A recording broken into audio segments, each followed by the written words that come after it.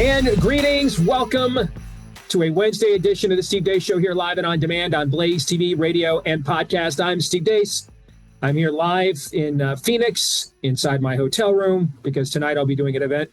The monthly Freedom Talk that is hosted by Charlie Kirk and TP USA Faith at Charlie's Church, Freedom City Church here in Phoenix. Looking forward to that tonight.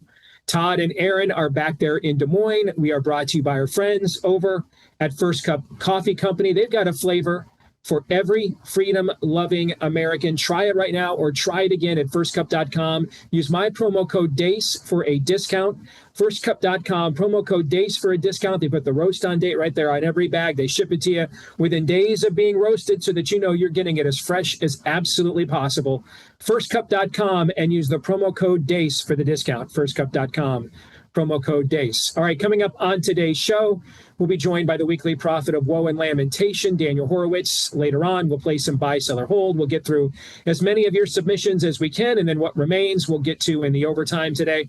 And then at the bottom of the hour, we're going to give you a preview of this new investigation that Blaze is unveiling into what really happened with George Floyd. But gentlemen, before we get to that, I have to let you in on something. And this is going to sound like a pretty schmaltzy, cringy pitch, but it really happened. All right. Remember how I said, hey, we had no idea what was going to happen when we sent Richie Meets the Rainbow out into the Gen Pop. We had no clue. Right. And that's why we were going to try to sell as many of these as we could ourselves before we sent it out into the retail world. And so it was supposed to go for retail today. And the number one retailer in America, Amazon, sent us a note saying, yeah, your book's under review now. No lie. I woke up to that at 5 a.m. local time this morning here in Phoenix. Your book is under review after it had been approved, after everything had been done, every I dotted, every T crossed. Just par for the course. Nothing comes easy if you're a part of the Steve Deace Show, man. Nothing does. Nothing's ever seamless. There's always resistance, that whole powers and principalities thing, right? So now is when the cheesy pitch comes in. Except it's not even a pitch. It's literally the truth. I have no idea when you guys are going to get to buy this book retail. Might be tomorrow. Might be next week. Might be never. I don't know. What I do know is I've got roughly 200 copies left of hardcover full-size editions of Richie Meets the Rainbow on my website at richiemeetstherrainbow.com. And while I would not predict that this is the case, I cannot sit here and tell you that it is a 0.0% odds that when those 200 books are gone, that's all of these we're ever going to have. I mean, I have no idea what's going to happen. I mean, we went through a myriad of problems just to bring you this version of the book, okay? So it's very clear the spirit of the age, not a fan of what we did here, which is exactly why you should be a fan of it. It's exactly what we were going for.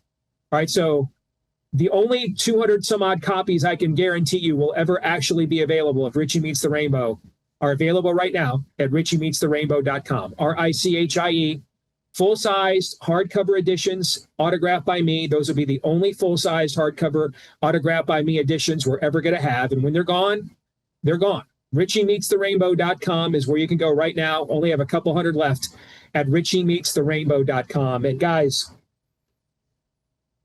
I'm not making any of this up. No, you're not. I'm making any of it. No, remember yesterday we just got done talking about this. This is exactly why we should not get too high on our own supply, get too proud of our so-called wins here. Just because we do have the opportunity now to label this Title IX month, hey, that's a good play. But let's not overestimate our wins, because right now, the very company that sold how many copies of Trans Your Kids books is now not going to allow this. And meanwhile, the NFL gets to be as gay as it wants to be. So, yeah, there's still work to do, guys, but you go Netflix and chill. Yeah, if the name of the book was Richie Meets HRT, if Richie meets meatball surgery, do you think you would have gotten an email this morning saying the book is under? No, everybody knows that's true. Everybody. Yeah. It's just obvious. So I just laughed because it's just, there is some form. hear me out here. There is some form of comfort in how predictable some of these things are. In a very odd way, it's somewhat comforting just how much you can expect the roadblocks to pop up every which way. There's some, in a very weird and perverse way, there's some comfort in that. See, this is the same thing as you've already told the audience about what you're pursuing vis-a-vis YouTube and how that thwarted not only your show specifically, but the Blaze more broadly because of COVID coverage. This is the same story here. Ultimately, I mean, these are lawsuits that a green lawyer right out of law school should be walking to any court in the land in a sane country and just say, yeah, they're guilty. But that's the counter position to what Aaron's saying. There should be comfort in that, because this should be, just from a base First Amendment point of view, and I know they're not a government. I get that. But this is so brazen. The thumb has been put on the scale by government on corporations over and over and over again. Steve, I'm just going to say it, but this is a second. You should be rich by now. Not based on selling the book, but based on the lawsuits. This is that obvious. I don't want to sound schmaltzy and cringy again. I just have to trust that, we're going to be rich in the kingdom for this kind of stuff, just enduring this kind of stuff. I just have to trust in that. And listen, doing it this way has made sure that this book is profitable before we ever went retail. I mean, listen, I can't sit here and guarantee that we're ever going to go retail. There's a chance we may not. I don't know. No one saw this coming. No one on my publishing team saw this coming this morning. No one did, till that email came in first thing this morning. All right. So, these are the forces that we are dealing with here. And Aaron is right. I do. There are times I get sick of it because everything is so hard. Everything is. All right. Wasps in the studio, MRSA infections, everything constantly has to be so hard. Okay.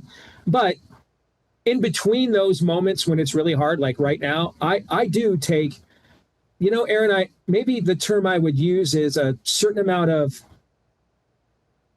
pride in the fact that that we must represent such a threat, okay, that in hell they are literally just conjuring up. We must be so over the target that they are literally just conjuring up ways to jack with us and troll us and come after us. I'll take that as a compliment. I used to say in my younger days, my goal is when I'm dead, that demons in hell will wipe the sweat off their brow and say, glad that one is gone. Okay. But it is always something, man. Always. Okay. And so the only thing I can promise you as of right now, not 24 hours from now, this might get fixed. We had a problem with the Richie website. We thought it was going to get fixed by GoDaddy in 10 minutes. It took them 9 hours. All right. The day we launched the book, the site was down for 9 hours. Okay. So I can't sit here and tell you 100% this book's ever going to hit retail at this point. All right. What I can tell you is I've got about 200 autographed copies of Richie Meets the Rainbow left right now, if you want one, at richiemeetstherrainbow.com. The book hasn't even hit retail yet. It's already contraband. All right. Oh my gosh. richiemeetstherrainbow.com, RICHIE, richiemeetstherrainbow.com. All right, let's get to it. Enough about me. Kind of. Here's Aaron's rundown of what happened while we were away.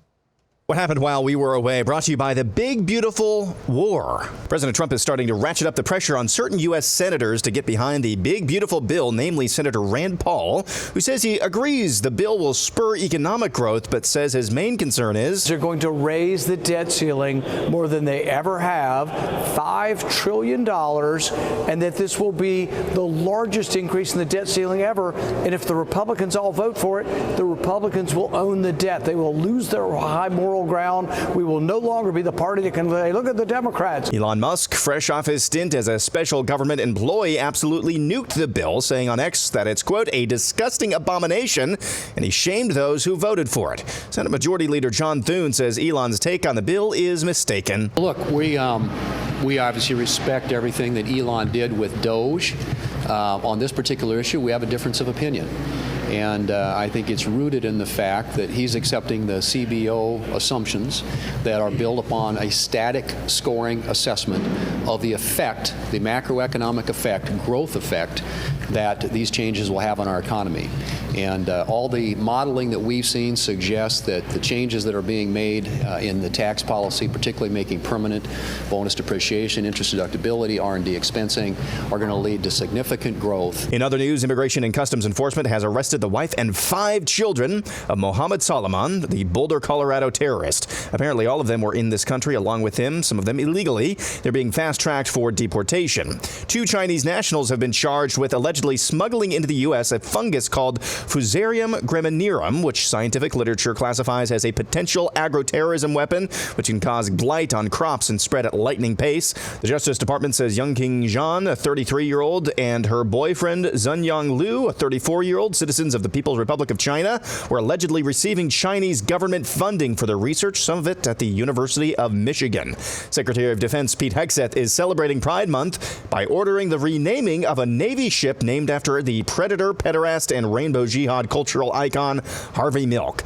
A memo obtained by military.com noted that the renaming was being done so that there is, quote, alignment with the President and Secretary of Defense objectives and the Secretary of Navy priorities of reestablishing the warrior culture. The USNS Harvey Milk was launched in 2021. Senate Judiciary Chairman Chuck Grassley says he's uncovered evidence that the infamous anti-Catholic Richmond memo was distributed through the FBI far more widely than originally characterized. It was distributed to over 1,000 FBI employees across various field offices. Here's former FBI Director Chris Wray when grilled by Senator Josh Hawley about the matter back in 2023. We don't investigate people for their exercise of their constitutionally protected religious expression. That particular intelligence product is something that as soon as I saw it, I was aghast. I had it withdrawn. Really? You were aghast? I was. Oh, really? Yes, and what sir. have you done about it? Did you fire the people who wrote it? Vice President Vance spoke at the American Compass Gala last night. There are politicians out there who are, they've just been politicians.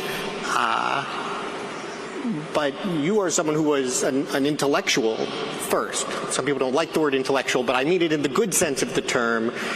You were writing for National Review. You were at the bar late at night arguing about and helping shape these ideas that you are now. I come here for free and you insult me and you call me an intellectual. Remind me that I wrote for National Review. What an asshole this guy is. Actual man alert. NFL veteran long snapper Jake McQuaid was escorted out of an Ohio church by police during a contentious scene over the weekend. Parishioners were gathered at Our Lady of the Visitation in Green Township when McQuaid demanded answers from Archdiocese of Cincinnati Chancellor Jason Williams, who was addressing allegations against priest Martin Bachman and whether he was using church-provided computers to view pornography at church. The chancellor shot down those allegations, which is the point where McQuaid disrupted the meeting, demanding straight answers, and was subsequently escorted from the scene by police. No charges were filed. And finally, I saw this, so now you do too. Genesis. Earth and heaven in a cosmic kiss.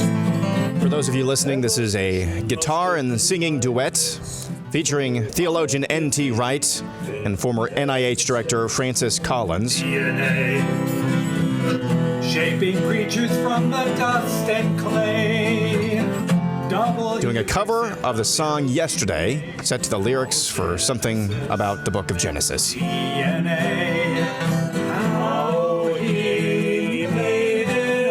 It's the gayest thing you'll see all Pride Month, and that's what happened while we were away. I had not seen that.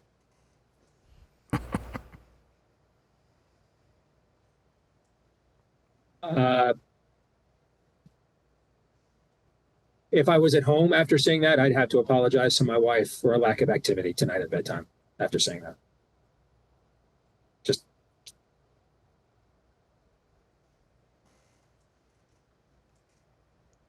Unreal. Gay. All right, let's get to, there are multiple big picture conversations we could have with Aaron, your montage today. Let's do one, though, to an issue that we are, I think, prone to not have one with. And I think, therefore, it is necessary. And that's the, let's have a biblical worldview, a big picture, meta conversation, biblical worldview about the big, beautiful bill and the conversations that are being had around it right now. Because I think we have to understand where we are, okay?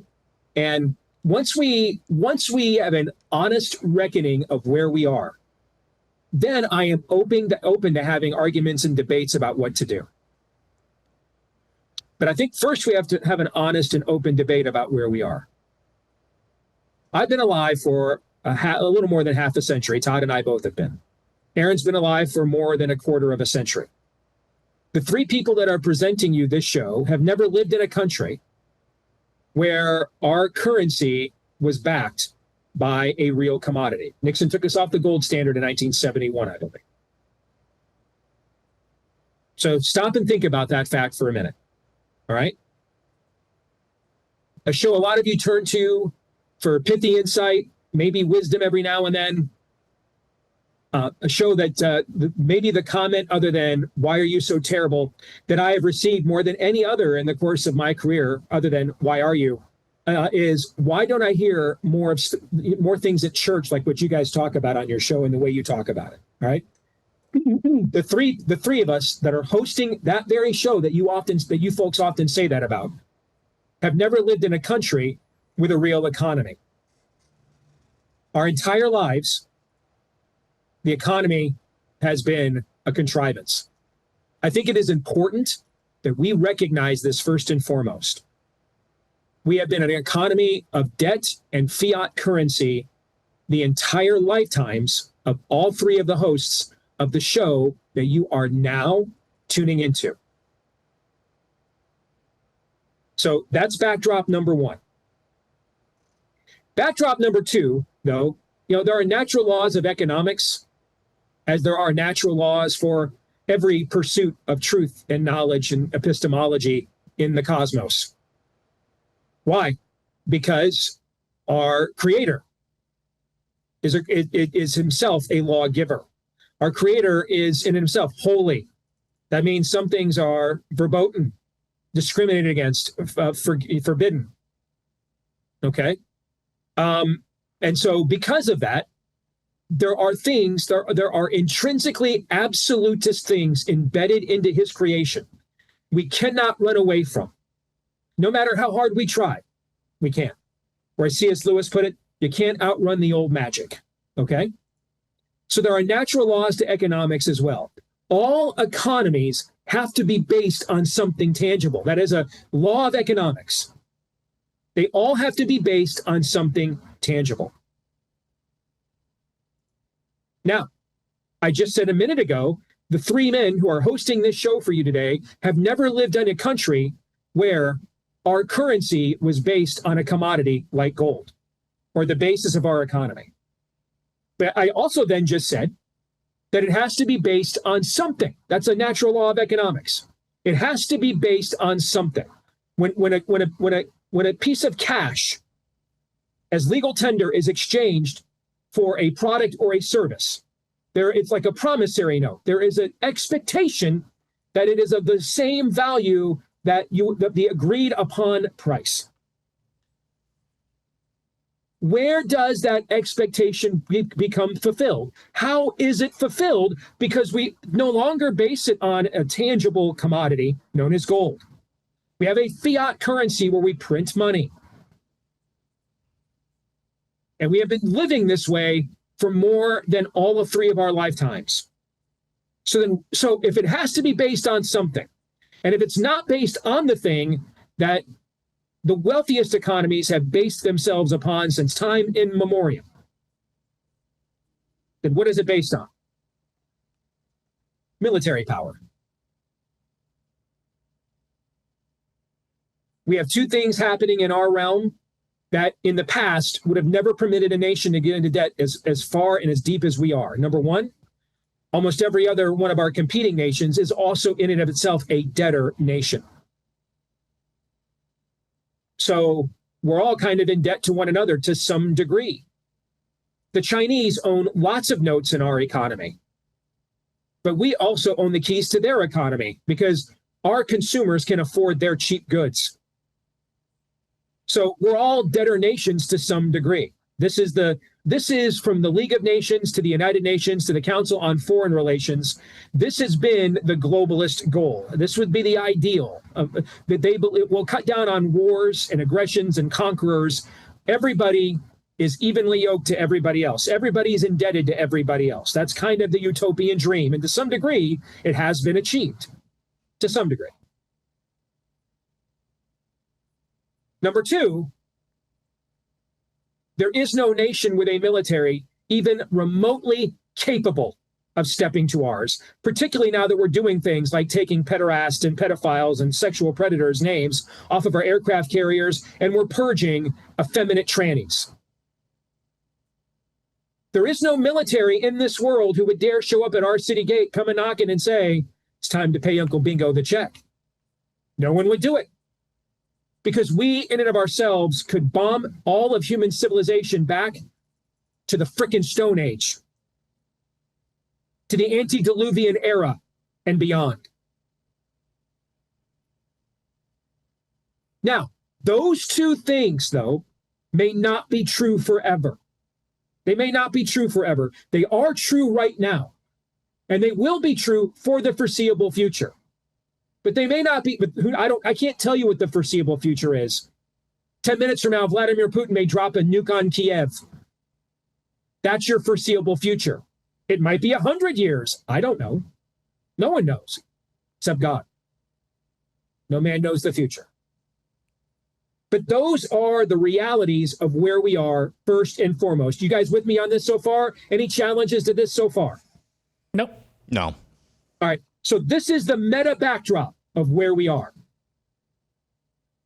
Because we have, now let's get to the next stage of where we are. Because we have devolved so far from our Christian founding, we have reached the stage, many of you have seen that meme over the years, the stage of devolution of democracy. We have reached the stage of democracy now where people understand they can vote themselves money, particularly other people's money. So on one end, we are overtaxed. It is tough to take a step outside of your home without being taxed because you're taxed on your home. People pledge their lives, fortunes, and sacred honors for paying a penny on a stamp, let alone what you're paying for taxes on everything else. We're taxed on everything. At the same time, the spending is profligate and out of control.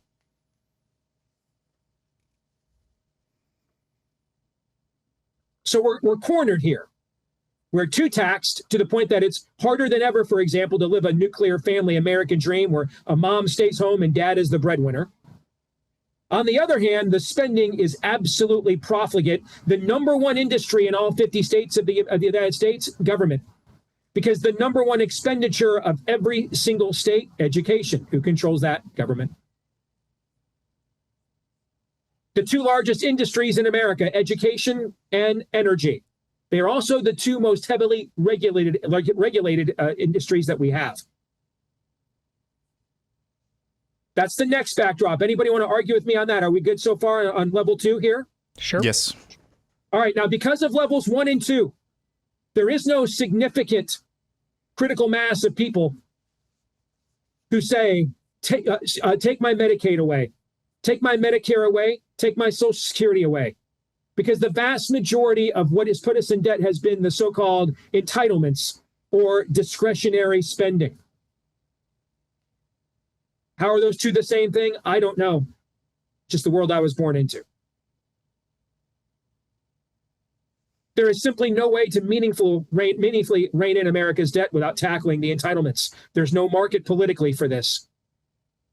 Any argument on that so far? We good on level 3 too? Believe so. Yeah. All right. Now this brings us to level 4 and things that have been uncovered in the last year, like USAID. All right. So we no longer are tied to an objective economic commodity, number one. Number two, our economy is backed by our military prowess. Number three, an entire generation now has been raised in an economy that is built on a fiat currency where taxes are too high and spending is too profligate. Number four, because of 1, 2, and 3, there is no critical mass of voters who will reward you for reining this in. And so one party runs on, we're going to cut your taxes and kind of raise your spending. And the other party runs on, we're going to kind of cut your taxes and really raise the spending. We okay so far? That brings us to point 5 then, which is the new frontier. We are now becoming aware of how much government has been used to create a network of patronizing and subsidizing of enemy ideologies. And it could be reasonably suggested that in response to this, which is why we have stories like the Egyptian nationalist illegal alien bombing a Jewish event over the weekend in Colorado. Because of all of these demonic ideologies that this patron deep state of government subsidies and NGOs has created, it could be argued the absolute dumbest thing we could do is to not turn around and say, well, we need to be funding our own causes then. Because there's no way the private sector get the greatest donors we have. They could not compete with the copy machines at Fort Knox, the power to coin money and raise an army that government provides. It's very possible that cutting government to the extent some of us want would be cutting off our nose in spite of our face. It is something we have to consider, sadly. This isn't glad tidings of great joy, but the reality is leaving in place this kind of state probably isn't good enough. We're decades behind in infrastructure culturally. They've captured all our institutions on our dime. So we're going to be one side's going to be the party of, if you vote for us, we'll reward you. And the other side's going to be the party of, if you vote for us, we won't. Listen, I don't know how many of y'all have ever taken Total Depravity 101, but I'm just telling you, folks, that ain't how human nature works. Now, this doesn't sound like any other talk about the big, beautiful bill you have probably heard this week and probably will hear the rest of this week. But this is where we are. And I think we need to have a very sober step back from the details where the devil resides and have a very sober conversation in being very, very honest about the fact of how we got here and where we are before we can now start arguing about details. Does it cut 1.6 trillion or 2.2? Does it get 3.9? Does it cut anything at all? Gentlemen, your thoughts.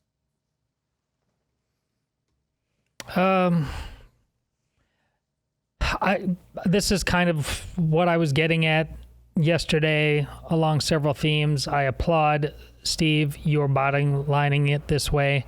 It's very sad, but we're not a free people anymore.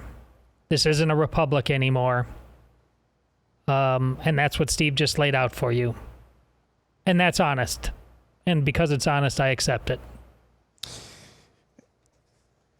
I think another thing you have to take into consideration here, and I think you hit on this a little bit, Steve, but on the one hand, we cannot, the path that we're headed on is not sustainable. That is true. At some point, just servicing the debt alone we'll just become unable to do it. No one really knows what will happen. No one knows for sure what will happen when we meet that time. But that time's a-coming. It is coming. So that's on one side. On the other side, because of how intrinsically linked government spending is with the United States economy, do we know for sure that if we cut spending in half overnight, if we reformed all these entitlements overnight, that it would not also cause irreparable harm to our economy? No, we don't. We don't know the answers to these questions. So we are fundamentally stuck right now. And the people are the problem.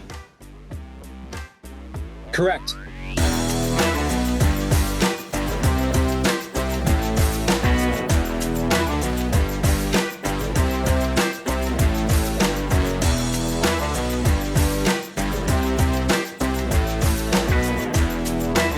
Folks, I've got two questions for you. Have you considered whether or not your investments might unknowingly fund policies that are undermining traditional American values? Are your hard-earned investment dollars being used to oppose the Trump administration's agenda that many of you just voted for and the principles that make our nation great?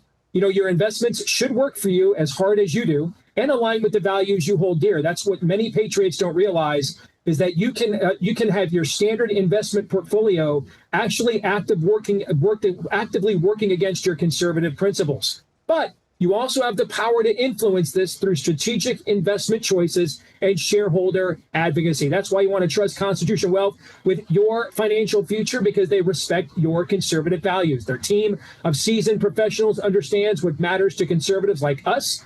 What sets them apart? Well, unlike many financial advisors, Constitution Wealth specifically screens companies for their stance on our values, ensuring that our money supports businesses that share those values. So join the growing movement of Americans taking back control of their financial impact. Don't wait until your investments have already funded causes you oppose. Take control of the future of America today. Visit constitutionwealth.com/blaze for a free consultation. That's constitutionwealth.com/blaze. And remember that Constitution Wealth is a registered investment advisor. You should review their disclosures at constitutionwealth.com to understand their services and fees. All investing involves risk, including the risk of loss. This is a paid endorsement. I am a client of the firm, but my opinions are my own. Well, we were teasing this the other day that we have a brand new investigation coming your way here on The Blaze regarding the BLM riots and what went on with George Floyd. And one of the main guys working on that story for us joins us now. Julio Rosas joins us here on the show from The Blaze. Julio, it is good to have you on the show for the very first time, brother. How are you? I'm doing good, Steve. How are you? I'm better than I deserve. So let's get started with what tipped you off. I guess what I should say is what tipped us off, our own company off, on this story, that there were angles here that were not known and had not yet been pursued. Can you tell us that?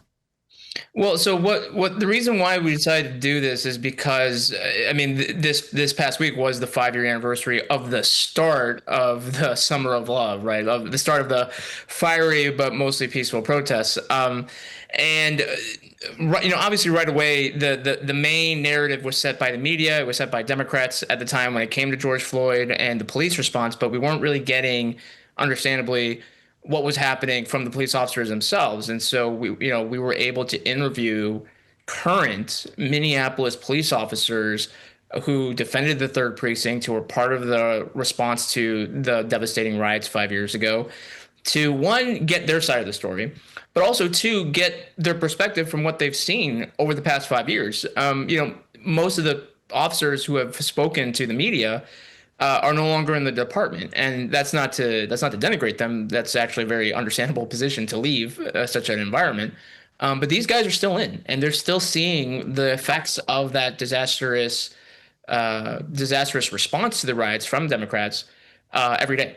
And so that's why we decided to do this. And it was very brave of them to step forward because, as you can imagine, speaking to the media about what's actually happening in the department and the city is not looked upon kindly from within that metropolitan area. So without giving everything away, obviously, the worker's worth your hire. We want you guys' work rewarded.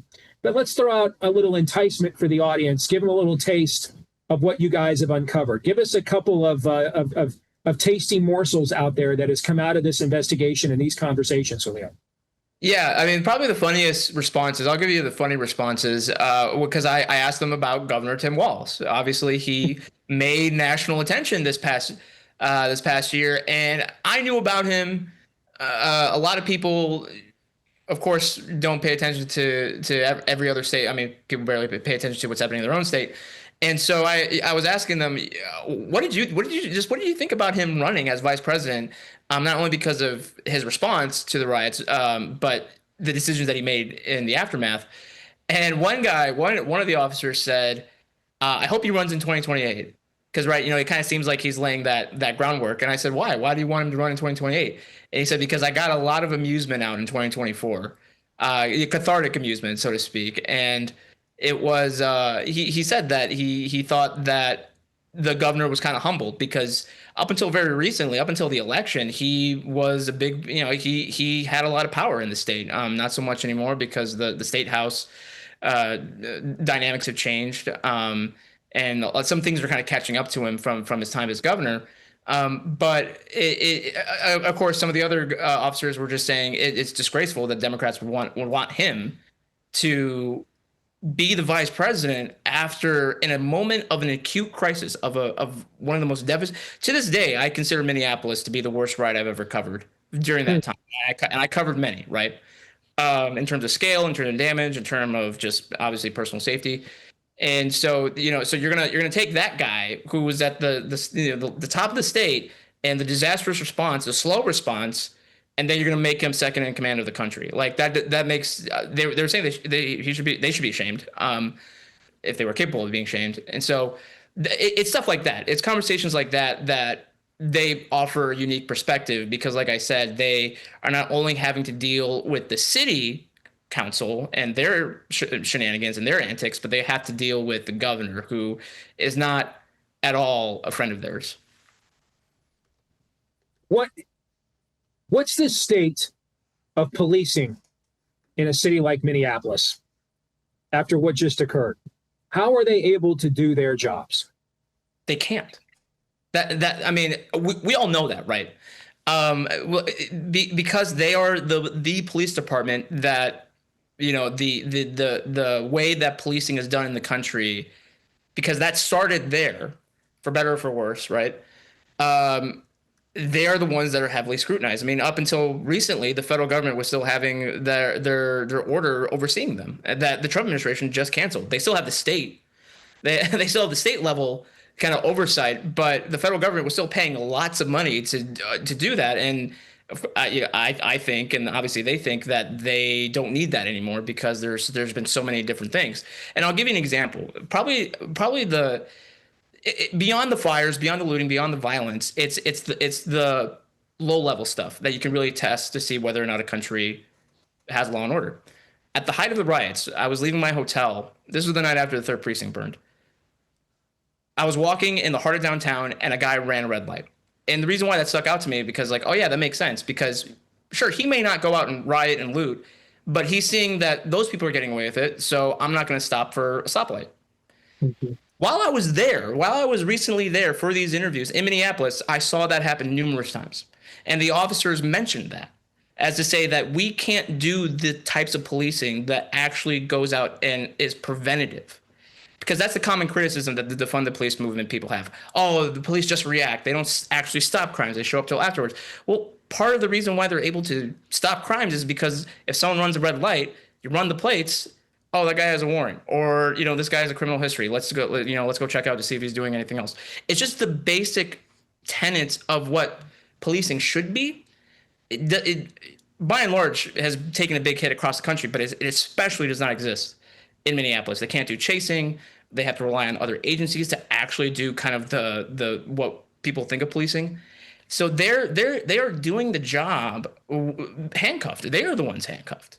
And we've seen the fruits of that. I mean, we just saw that yesterday. That's why it's important for these interviews, because just yesterday, when ICE and the federal government's doing a drug raid, because it's the federal government with HSI and ICE, a mob formed and was starting to attack the federal officers. And so Minneapolis police had to come in and help. The Hennepin County sheriffs had to come in and help. The network is still there. And they were able to use that network very effectively in 2020. But when the riots stopped, that network didn't go away. It's still there. The people are still there. I mean, hardly anyone went to jail, for any serious amount of time. So, yeah, I mean, they admit themselves they can't do anything. They can't do anything worthwhile most of the time. They still are able to do some good work, and that's what keeps them going, one of the reasons. But nothing has really changed in their ability to do the job 5 years later. What do they think of Derek Chauvin? So that's the other reason why I wanted to talk to them. All of them said that at a minimum he should get a new trial, at the absolute minimum. But a lot of them said, yeah, at least with the federal charges, he should get pardoned. They say that it goes without saying that he's not going to get a pardon at the state level. But they really think that he was railroaded. The trial, the way that it was conducted, outside of being in the same area with that was totally skewed. I mean, you had the director of training testify on the witness stand that no, the restraint that Derek Chauvin did to George Floyd, that's not taught in the academy. And the officers I spoke to said, not only did we were taught that, like we've done that in training at the academy, and there's a photo of that. I believe her name's Katie Blackwell, of her doing that exact restraint back in 2014 or 2015. And guess what happened to her? She got promoted. She's second in command of the police department. So they just see all this, blatant corruption, blatant favoritism. And they just think that at the end of the day, Chauvin was sacrificed. The 3rd police precinct was sacrificed in an attempt to try to appease the mob. And that didn't work. It doesn't take a genius to figure that one out. And so they're understandably frustrated, and they're tired, and they want to see actual results when it comes to stuff like this. Because they're supposed to have, I believe, around 835 officers. That's their mandate. That's in their charter. They are only staffed at 500, but out of that 500, around 300 are actual patrol officers. So it is way below what it's supposed to be. But when people see what happened with Derek Chauvin and the other 3 officers who were part of that, a lot of guys left. And as you can imagine, a lot of people don't want to join a department like that. Final thing. Would you advise, based on your reporting, would you advise President Trump to give Derek Chauvin a pardon? Or do you think there is enough gray area there that the juice here isn't worth the squeeze, the blowback, and maybe the entirety of what he's trying to accomplish would not be worth the political capital to risk on Derek Chauvin? What would you say to him based on your reporting? I think it would happen post midterms. I think especially with the federal side, I think so.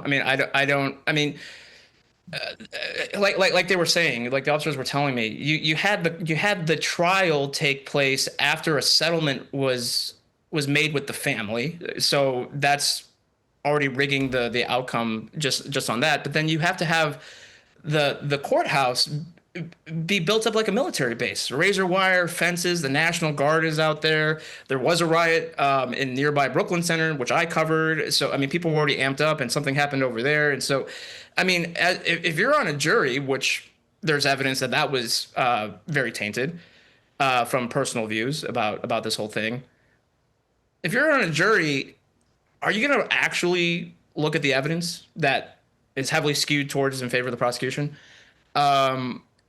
And are you do you want to be the one that says, no, I'm not going to do it, and then everyone's going to blame you and the whole city goes up in flames? The whole thing stinks. Like it honestly does. Anyone who's an objective observer would say that, given all of that thing. And then the other thing was one of the officers made it a point to say that after the trial, Keith Ellison was asked, there's no hate crime charges. You didn't charge him with a hate crime for anything. And Keith Ellison said, there is no evidence that this was racially motivated, which of course, no, it wasn't. But that was what it was all based upon, right?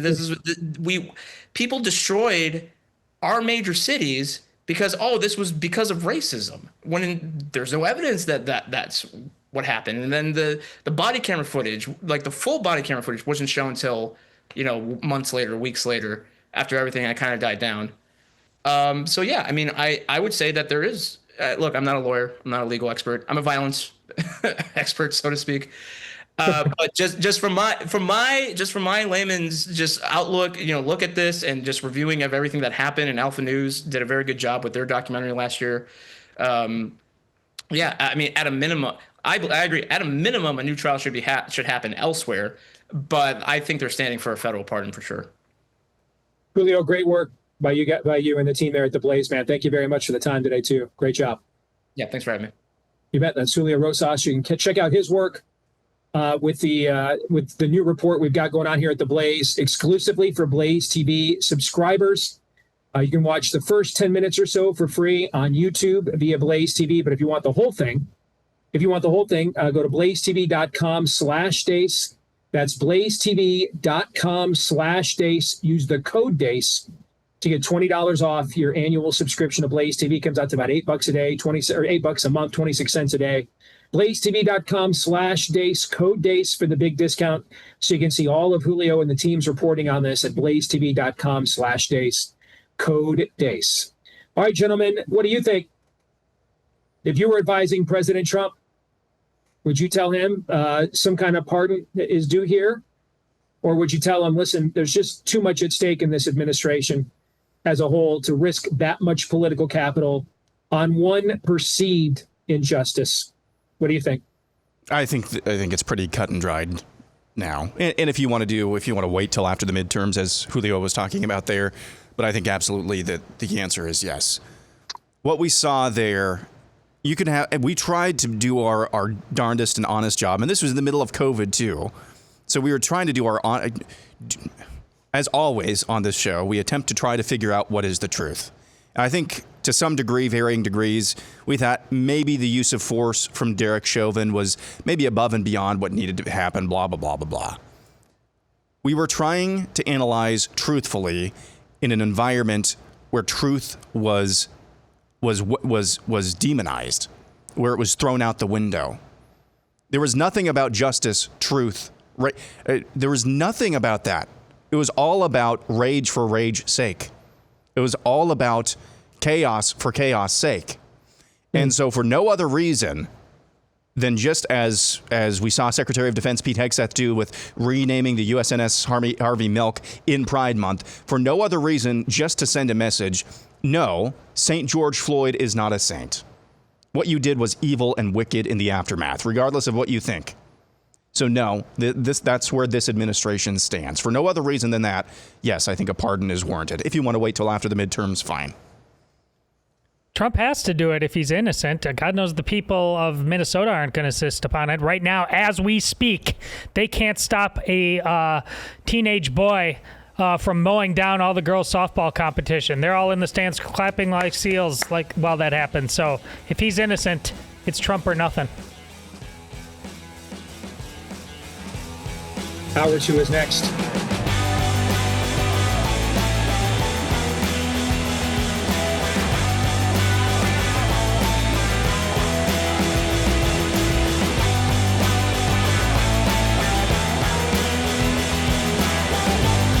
All right, you can let us know what you think about what we think via the stevedeace.com inbox, steve@stevedeace.com. That's DEACE.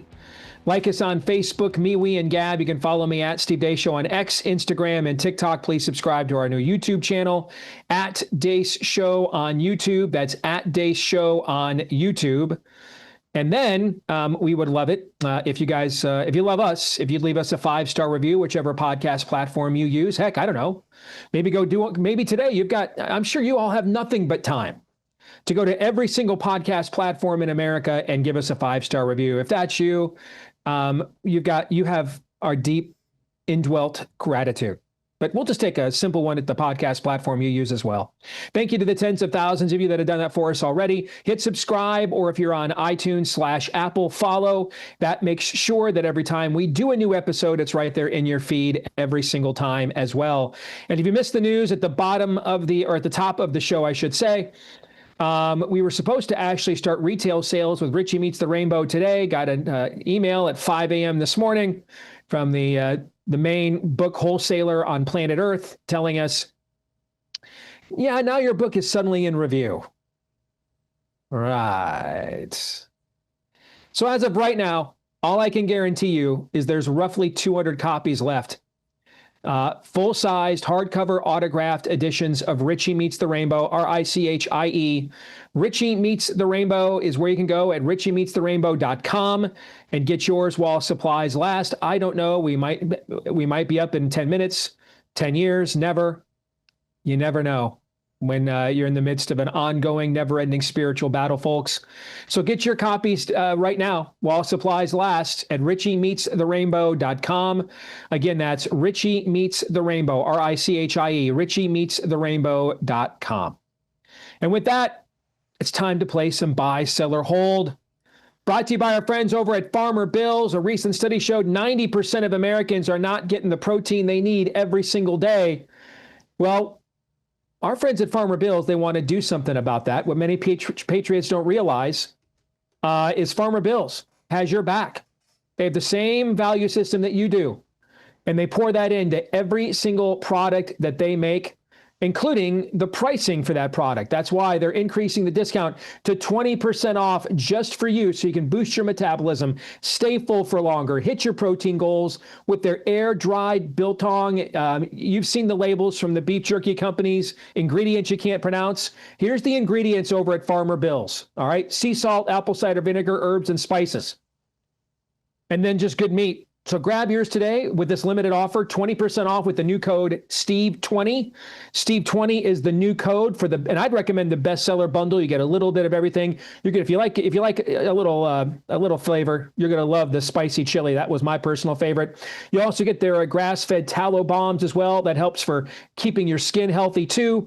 And if you order today, they'll throw in free shipping as well with the new code STEVE20. The biggest discount and free shipping with the code STEVE20 at Farmer Bills with an S, Farmer Bills Provisions with an S on both, farmerbillsprovisions.com. Use the code STEVE20 at farmerbillsprovisions.com, code STEVE20 at farmerbillsprovisions.com, promo code STEVE20.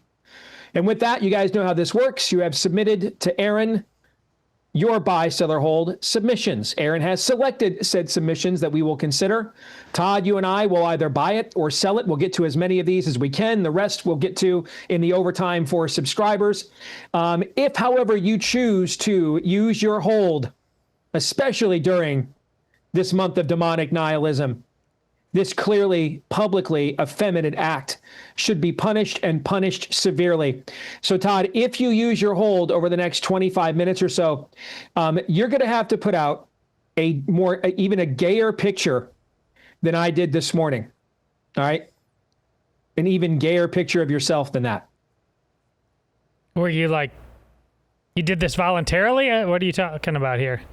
I thought I sent it to you guys, didn't I? Yeah, you did, but we're both trying to pretend that you didn't. Trying to make ourselves forget that you did. I think Todd successfully actually forgot. That's right. He didn't even see it. You're right. I put a lot of things just in a deep, deep, dark hole and just keep them buried there.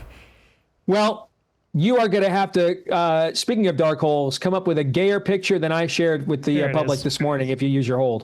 All right? There it is. Yeah. Let's find out. Let's go. I almost made a really, really nasty joke about Todd right there, but I decided not to because he's nice. Steve Friend is up first, our friend Steve Friend. He says Richie Meets the Rainbow is required reading for San Francisco elementary school students before an FBI whistleblower is reinstated. I'm going to sell. Because the FBI whistleblower should have been reinstated already. I'm going with that. Next, we go to Dueling Politics, who says N.T. Wright has always been like this. He just covered it up in his writing because he knew he couldn't put these heresies on paper and get away with it. You know, it's interesting. I've gotten several notes from people in the last 48 hours since we've been talking about this, or 24 hours since we've been talking about this, saying, hey, especially in recent years, this guy has a history with this. So I'm going to buy. I think that there is sadly some truth to this. I don't think that this is a one-off based on some of the things you guys have sent me that I was not aware of. So thank you for the background on that. I can't speak specifically, but generally speaking, I will sell. And this speaks to a lot of things we talk about, the Catholic-Protestant divide, but there are different seasons in life, and this is, I've got no reason to believe, based on what I said, that this guy has not an authentic faith. Many people claim that this is, once again, another gut punch. Didn't see this one coming. Well, got to ask yourself some serious questions about salvation and how permanent it is. If a guy if a seasoned saint like this guy can suddenly go AWOL this obviously. All right, some background for the next three. I don't know if you saw this story. There's some actress who is teaming up with Dr. Squatch to create men's soap that is made with the bathwater of this actress. So we have uncontexted Deace 2. What if we had our own custom soaps?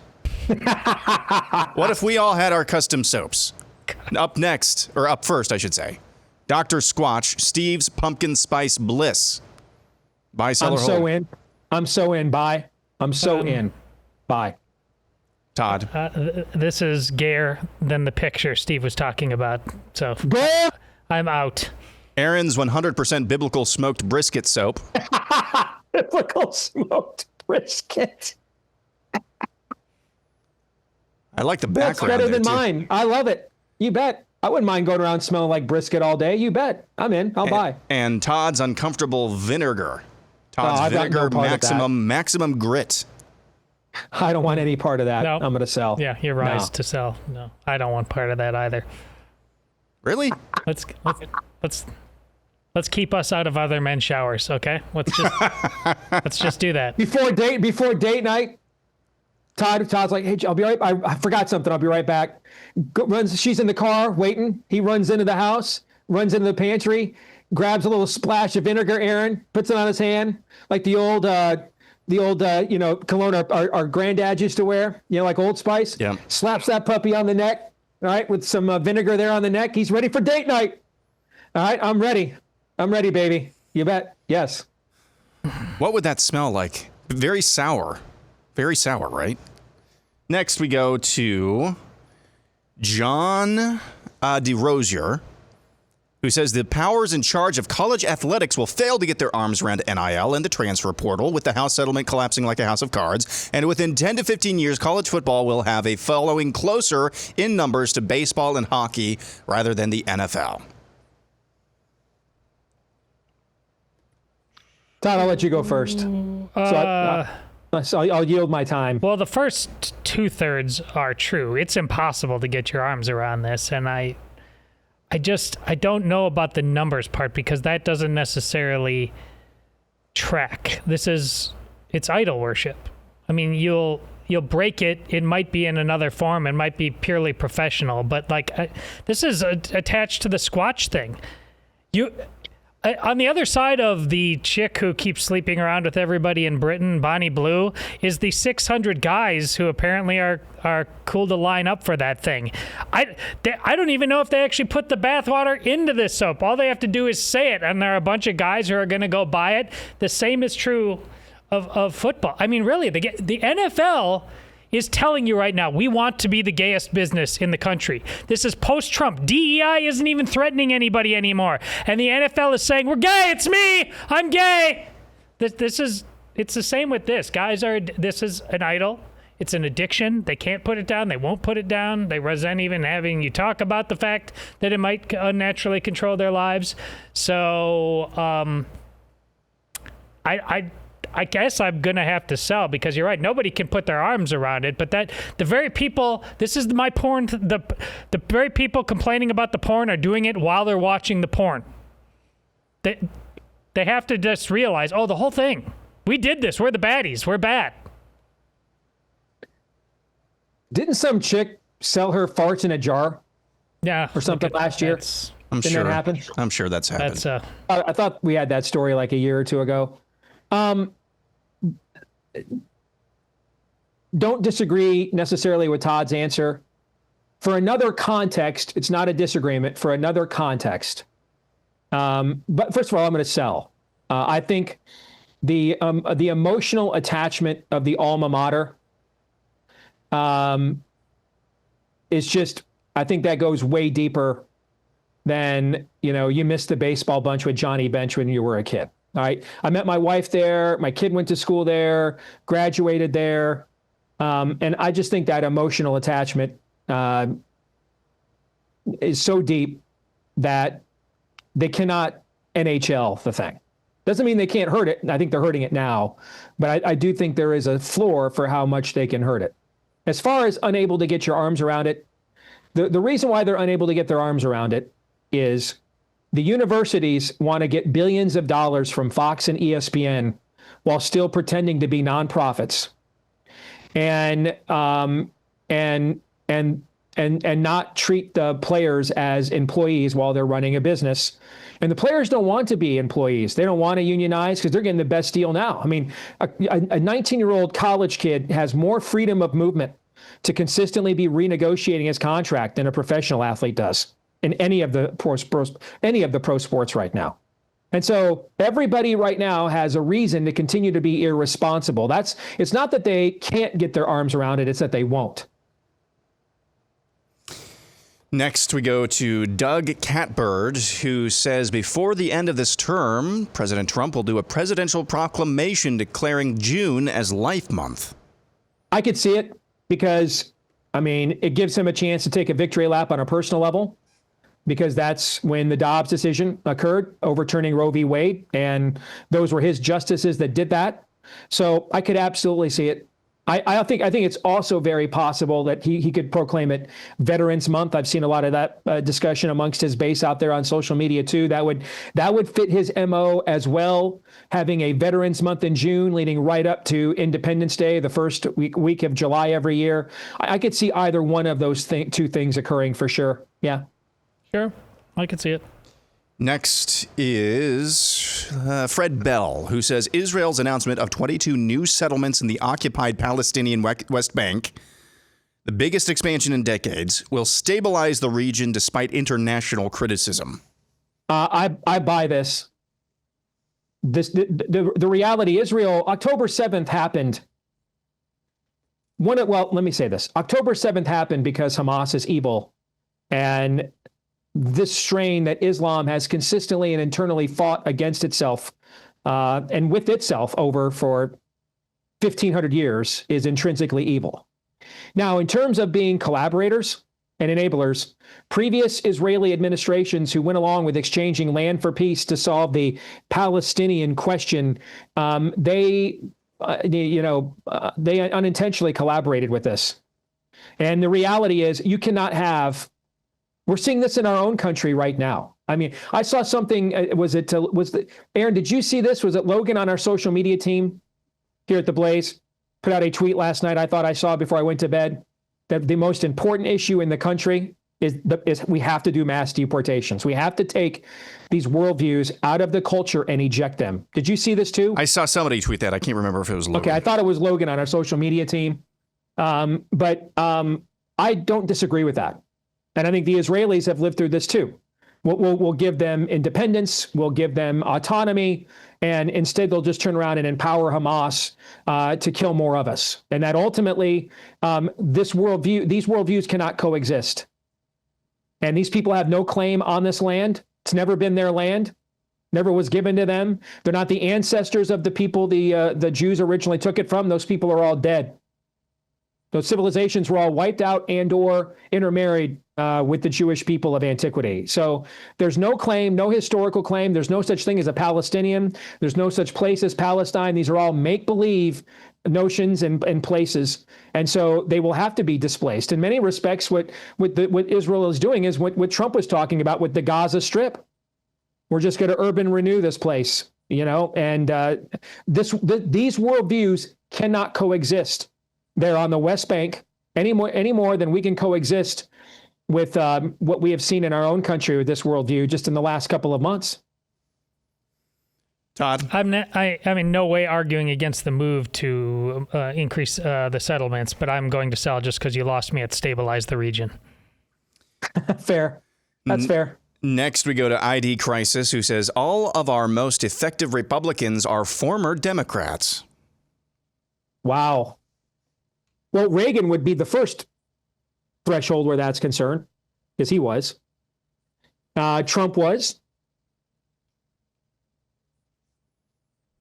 Tulsi Gabbard was. RFK Jr. was. I mean, I still don't think RFK Jr. considers himself a Republican. All is a tough word. I'll sell because of all. But your trend line is noticeable. So I mean, I could see buying it on the spirit of it. But your trend line is noticeable, but I think all goes too far, so I will sell. But yeah, I mean, you're especially if we're talking about in DC. But I'll sell because I think all goes too far. What do you think, Todd? Yeah, there's different layers to that, and I think you hit on all of them. It's getting outside of DC, obviously, it's a different story, but it's a very fair point. Next, we go to natural-born Texas. Many pastors purposely stay uninformed about politics, especially local politics, out of fear that if they are informed, they won't be able to resist the Holy Spirit's calling to discuss them openly in church. Oh, I 100% will buy this. I think it's even unintentionally, I think it's tacitly true to avoid conviction.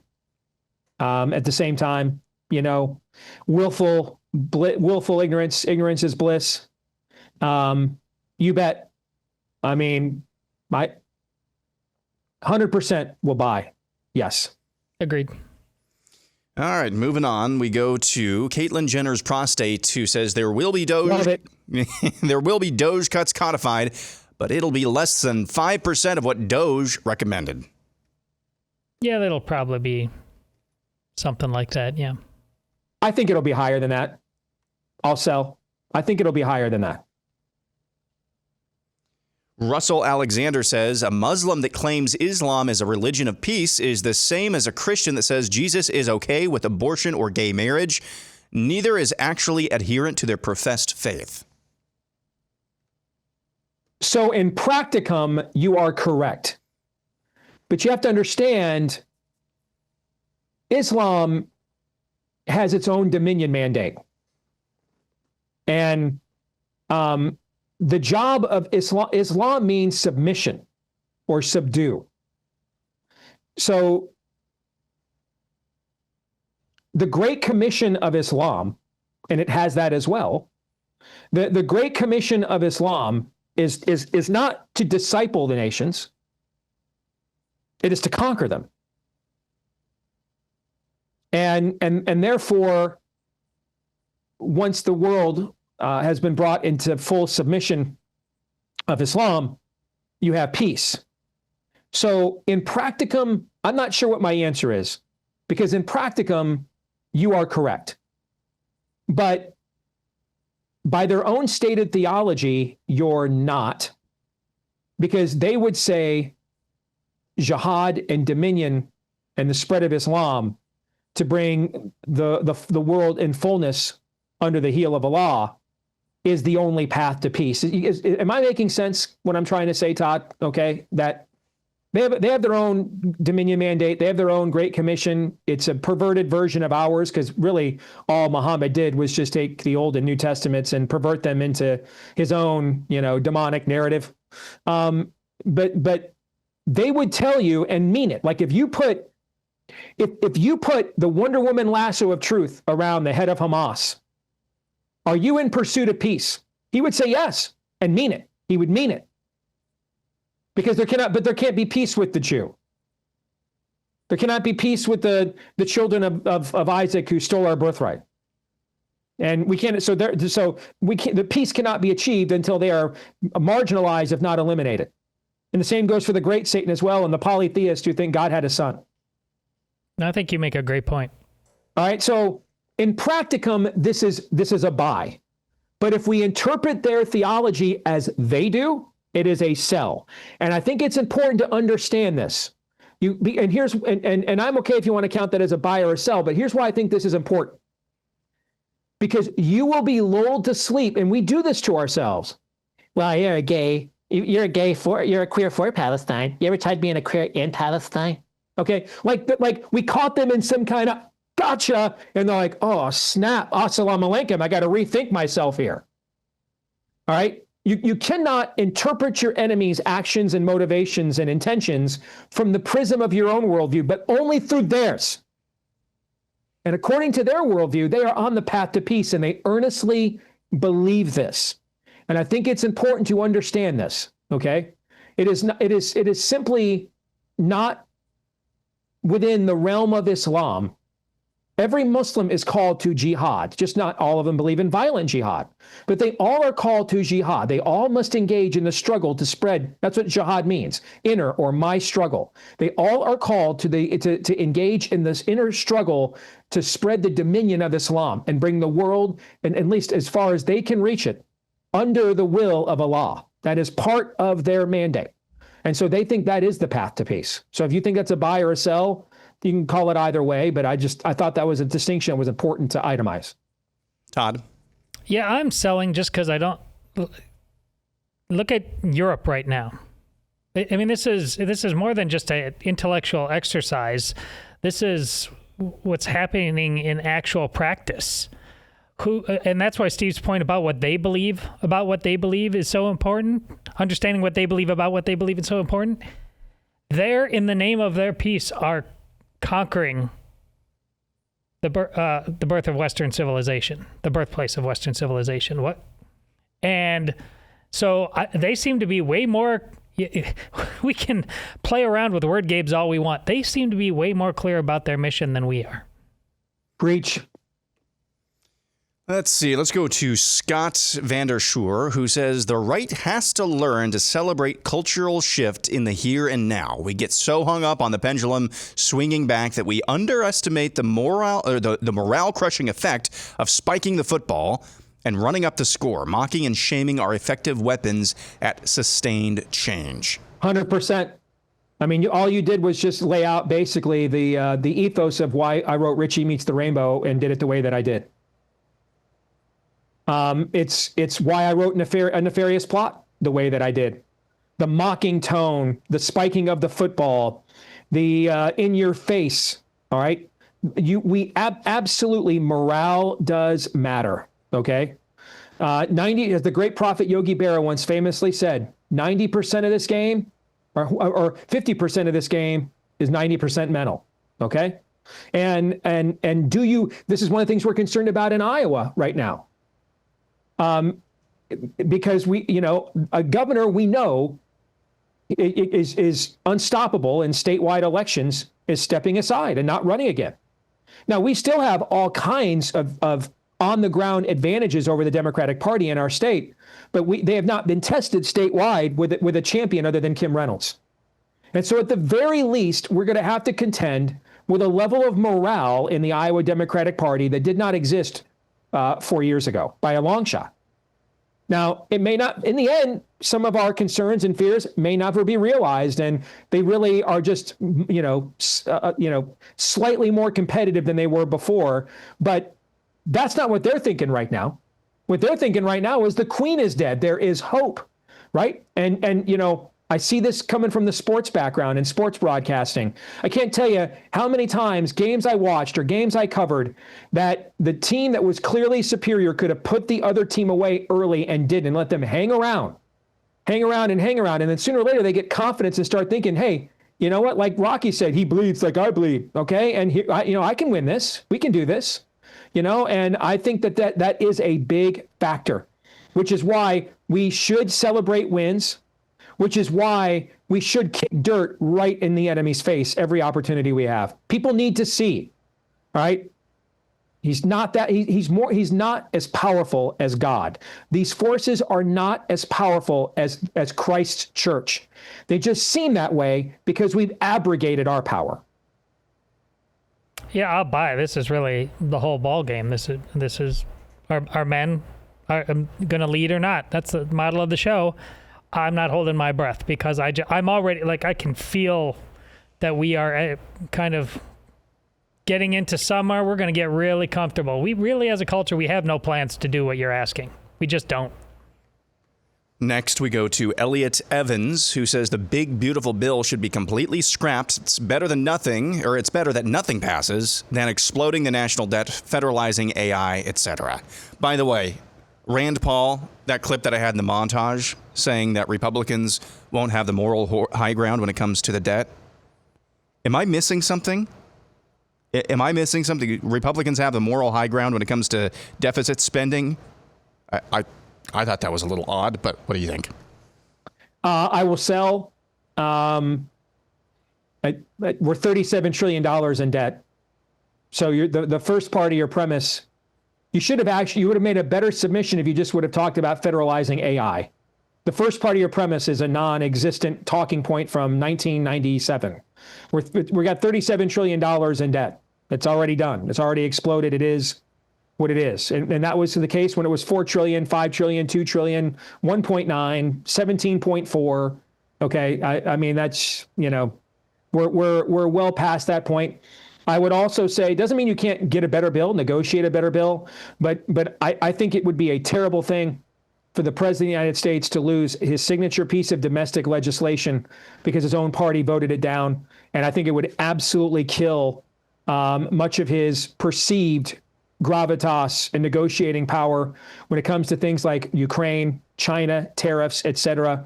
I just don't believe we're so far in debt. I don't believe another $1 trillion in cuts is worth that. I don't. Yeah, all right. I'm more or less there as well. That'll do it for Buy, Sell, or Hold. We'll have more on overtime. All right, so that is something we'll talk about with Daniel here in a few minutes when he joins us at the bottom of the hour. How much better could we make this bill? And I do want to explore more about the federalizing of AI, because this is something Marjorie Taylor Greene said yesterday. Said she admitted yesterday she voted for the bill without knowing that some of those provisions were in it. And that needs to be changed when it comes back for a conference committee, if it should have passed the Senate, in order to get a final bill on the president's desk. We'll talk to Daniel about that and more here in a moment.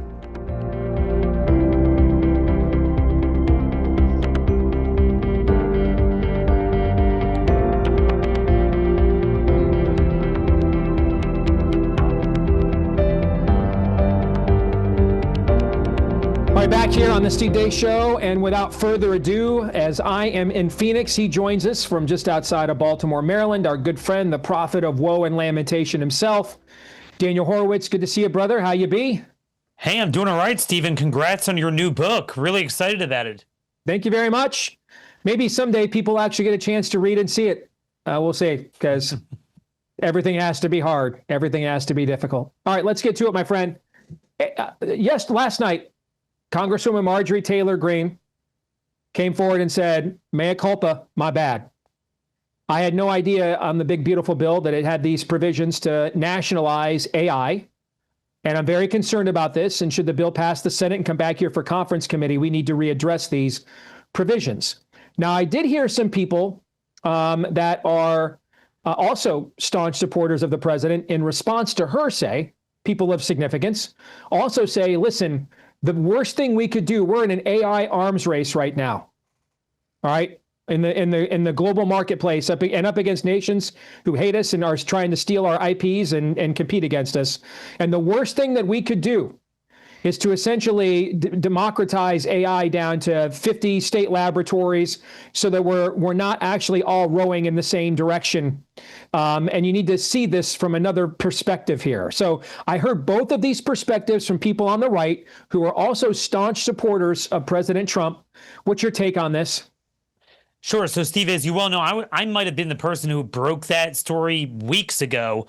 I wrote a column, 2 provisions that need to be taken out. So it was preempting states from regulating AI systems, and then a similar situated provision preventing states from regulating carbon capture pipelines. So both of those were in that vein of, infringing upon state powers. So it's kind of weird because that was not put in there at the end. That was there at the beginning. I'm surprised she was unaware of that. Look, AI obviously is a big discussion. I am not an expert on AI, nor do I claim to be one. So there's a lot to say about this generalized building towers of Babel, Zeus, Asherah trees, to worship AI versus integrating micro tactical AI into everything you do. And I think that's a discussion we need to have. What is AI exactly, and what are we in an arms race for? Because, Steve, we've heard this many times in history. If we don't do X, Y, and Z, we're going to be taken over by aliens, post 9/11 stuff. Mm-hmm. But here's what I do know. You don't want a provision that's one sentence long, unconditional, no exceptions, no qualifications. You can't regulate any aspect of AI systems. So you have a lot of bipartisan legislation in a lot of states that I've seen this year we were working on. For example, you can't, this passed in Florida, you can't use certain AI to try to detect someone's concealed carry. Okay, I mean, that's something you want to set up guardrails. You have these AI data centers being constructed. Now, you could agree or disagree. I'm very suspicious of them. But either way, it's been a bipartisan effort in a number of states to be like, wait a minute. These things are plopped in tiny counties, often suck out 3/4 of the water and power of that county. You need some sort of parameter. So in terms of privacy safeguards, like Fourth Amendment stuff, but also just infrastructure-wise. Trump has hinted to this, I believe, in his inaugural speech of Stargate a couple days after being inaugurated. That was where the Oracle CEO was there talking about mRNA. And he, if I remember correctly, indulged the notion of bulldozing state and local zoning laws. Man, I mean, you just don't want to go there. You know, even allowing for legitimacy of wanting to grow AI, which we really do need to discuss what it is and isn't, you don't want a categorical ban like that. I agree, because I agree with what you said, because we're getting to a situation where, for example, let's say a state had a complete outright ban on not just for children, but just in general, tranny surgeries, references to it, viewed it as macabre, Island of Dr. Moreau, you know, the kind of stuff of Nuremberg trials. We're not doing that stuff here, okay? And there was a provision in said bill that said you could, if you went to the AI within our internet zone and said, hey, how do I get around my parents to get tranny surgery? The AI could not answer that question, right? Okay, similar to the banning of Pornhub in some states, or some states requiring age verification, right? I'm in favor of that level of customization, but I do understand that we are up against powers in this world who don't have these regards, don't care about these things, do not care about their citizens, or have to acknowledge their individual rights on any level whatsoever, that will absolutely harness the fullness of this technology and use it against us if given the odds or the options to do so. So to me, I think, you know, I hate this kind of language because it typically leads to nowhere, but it does seem to me this is all happening very fast. Yep. And that you know, for like the next 6 months, I think we need to have a real national conversation about this. I mean, send the vice president out to do town halls around the country, for example. Exactly. Listen to concerns, because it does seem like we're trying to essentially, you know, it's like we all got onto America Online on a dial-up 28.8 odd modem in 1995, and like 1 year later now, you know, we're portable AK everywhere we go, and everything's wireless. You know, like, how did we get there that fast? It seems like with AI, we're trying to skip 7 steps, which in the end may be necessary for us as a nation to keep up. But it does seem like it's happening very, very fast, and so I think some conscientious questions at least should be given time to be asked. Exactly. What you can't do is just slip in a categorical provision. I mean, your brain can only churn out and try to ascertain the second and third order of magnitude effects of such a provision, because it's literally anything that deals with AI. I mean, that could be anything. It's got to be written more carefully. There's no question about that. A lot of this, again, we have to know how much of this is real. Steve, I was just talking about on my show, there was a article out at Zero Hedge about this UK-based firm funded by Qatar and Microsoft for AI that was going to get you apps developed within minutes and cut out all the code, and they found out the whole thing was a fraud, and they had 700 Indian workers working there. So a lot of this stuff, there's a lot of grift here. It's really why wouldn't hard. the Chi-Coms do this to us, Daniel?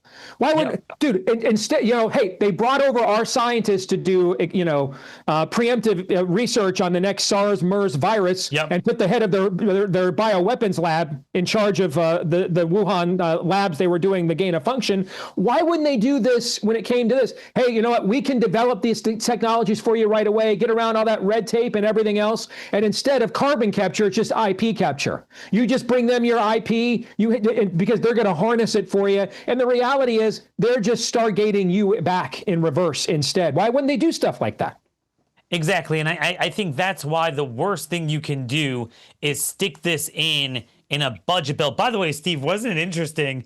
I thought we couldn't put policy in budget reconciliation, and this has no budgetary effect. I mean, it's literally just a regulation as well as the carbon capture provision. So again, it's generally speaking, what reconciliation has become with both parties is you get one bite at the apple per year to get around the filibuster. And what you want in there more or less winds up, going through. They'll talk about the Byrd rule a lot, but if you have the majority party and their leadership structure want something, it's essentially this middle ground between the majority in both parties don't yet want to get rid of the filibuster given the implications, but then because of the way politics is now, you'll get nothing if you don't have some sort of exception. So they'll say there's a lot of rules, but you tend to pass what leadership wants. So let's talk about where things stand with the beautiful bill. All right, now that the Senate is out negotiating in public, interesting timing, and I don't think it's a coincidence. After he kind of gives his goodbye Yellow Brick Road presser there at the Oval Office, Elon, and him and Trump put on, a good face there of unity. Now he's going to be a little bit more direct and pointed in his criticism. I don't think that those events, I don't think he just suddenly had it. I don't believe that. I think that these things were just kind of laid out to not, feed the beast of the press. And now that, Elon's term as public servant is essentially over, he's not officially connected to the administration. Now it's not as big. It's not quite as, baiting for him to be critical if he wants to be, as it would be if he were still directly connected. Nevertheless, I have to tell you, I remain very dubious. I mean, to make my point, because I think you're going to disagree with me. So to make my point, let me offer my best evidence up front and hand it over to you. I do not think it is good news that Ken Paxton is polling as far ahead of John Cornyn as he is, and here's why. I mean, I really want Ken Paxton to beat John Cornyn. But if this primary is over right now, if he's 30 points up before Trump even endorses, because with Paxton with having these kinds of leads, Trump's going to have to at least co-endorse him, and that'll be enough for Paxton to win. All right. If Paxton is, if Cornyn is already dead man walking, what's the primary date in Texas? March of next year, right? If he's dead man walking with 8 months to go, then you have no leverage over him anymore. And at this point, Cornyn might as well just go ahead and cast every K Street vote he ever had to secure himself the best deal he can on his way out the door and make sure he's got the best golden parachute for him and his family for a couple decades of service to the deep state. And I think the same thing applies to Lisa Murkowski, and the same thing applies to Susan Collins, and I think the same thing applies to at least 7, 8, 9 Mitch McConnell, 7, 8, 9, 10 other members of the U.S. Senate. Before we even get to what does Rand Paul want, what does Mike Lee want, before we even get there, these guys all have gold. They've been in there for decades. All right, they can just live out their terms, give us the middle finger, give Trump the middle finger if he tries to pressure him, get their golden parachute from K Street, and just screw us on every level possible. Because if we're going to put that amount of pressure on them, then at that point, they don't have to pretend on their side either. Fine, you're right. I'm exactly who you said I am. And go full, how you like them apples. I am deeply concerned about that. I think that decades of being aligned with people who do not agree with us, that chicken is coming home to roost. I think it is overrated, frankly, how much leverage Trump has. I think I think he's got more. I don't think he has that much leverage with Congress. I don't. I think where he's misused his leverage is in these primaries. He could have replaced a lot of the people we're talking about over the last 10 years. That I have no explanation for. And when I get to heaven, I'm going to ask Jesus, why didn't Trump take out more of these people in primaries? That's on my list of questions I have no good answer for. But since he didn't, I don't think he has the kind of leverage to truly go ape on them and to truly push the button. Because if John Cornyn's going to lose anyway, and the polls say he's down by 30 points, at this point, he might just cash in and go full deep state because he can't win us over. It's already lost. The judgment has been determined. And so I really struggle with how would they come up with the votes necessary to get a bill that is even remotely close to say even what I want, let alone you. How would they possibly do this? Sure. I don't know, Steve. I obviously, as you well know, I disagree with the premise from head to toe. I mean, he has more control over this party than any human being has controlled any party ever. You saw with the tariffs, you did see there was a rebellion vote where Rand Paul, so that's kind of a funny coalition, but Rand Paul was leading that, and they made sure that there were something like 2 absences that day when they brought it up, and they could have brought it up anytime. The point was it was 50-50, or maybe one of the votes was, there were 2 of the votes, one was 50-48 or something. The point is, Trump got what he wanted there. Susan Collins, Murkowski are unique. I think they are untrumpable. I would agree there. They could afford a third one. They couldn't afford a fourth one. All the other ones, I've never seen them get pressured from the right and bucket. I just don't see that. Tom Tillis would be one of the other ones you're talking about. So he's in cycle. I would say Cassidy is another one. He's also in cycle. I think they do want to get reelected. Tillis basically said, this was a couple of months ago, bring it on, and you'll see I'll get Trump support. Very interesting. Now, that was before he blocked our mutual friend, Ed Martin. Yep. So I don't know. I just feel like, you got to, and there's so many biblical verses to this point, you got to go up to the line and do what you can. And often God will give you tailwinds. But the notion that we're just sitting there not doing anything, just because it can't happen, I just think that's a little bit short selling Trump's leverage. And then relatedly, here's the thing, you could say Trump's really with us, but he's scared of the rhinos. Or you could say Trump actually believes in this stuff, and I believe there's a reason there might be merit to it. But those two things are in conflict. And what I would argue what I would argue to you is that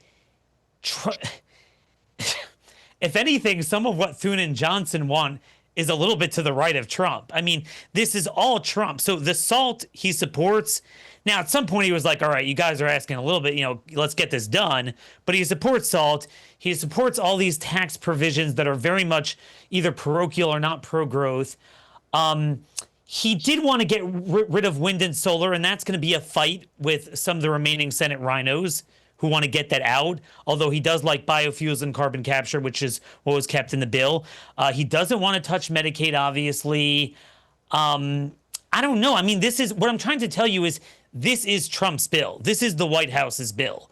I agree that it is the White House's bill. I agree. The argument is, how much better could we get it given the caucus we had? That's, I think, what you and I are arguing. But the reason why it's a counterfactual is because we're like, well, what if Trump would pressure? Well, he doesn't want to. He likes it. I mean, this is his bill. So it's a little bit hard to tell. But I think the tariffs were very interesting because you had a little bit of a conservative libertarian plus the establishment coalition against it, and they could not down it, despite Democrats chomping at the bit to humiliate him. So I think that was an interesting control group, but we'll see as time goes on. Well, your premise is going to get tested to some degree, brother, because he won't get to 50 votes. Someone, he's going to have to do something. I mean, given where things are at right now. Okay. Also, Steve, the rescissions. Real quick, I got 30 seconds. Go. Also, the rescissions bill next week, $9.4 billion in rescissions. That's what I'm watching is, will he lean in against, was it Tillis? One of them was yelping about, from Kansas. Moran from Kansas. Jerry Moran was yelping about some of the stuff in there. We'll see. What I'm curious is, right now he's leaning in against Rand and Ranjan. Does he lean in against some of those guys? And if so, what's their reaction? Good stuff, brother. Thank you. Good to see you. Take care. See you later. You bet. All right, Todd and Aaron, we are up against the clock, but we got more to do. We've got overtime and bonus buy, sell, or hold coming your way for Blaze TV subscribers. For the rest of you, a special edition of the show tomorrow you don't want to miss. A full evergreen edition with House Speaker Newt Gingrich coming your way tomorrow right here on The Blaze. Until then, Romans 8:28.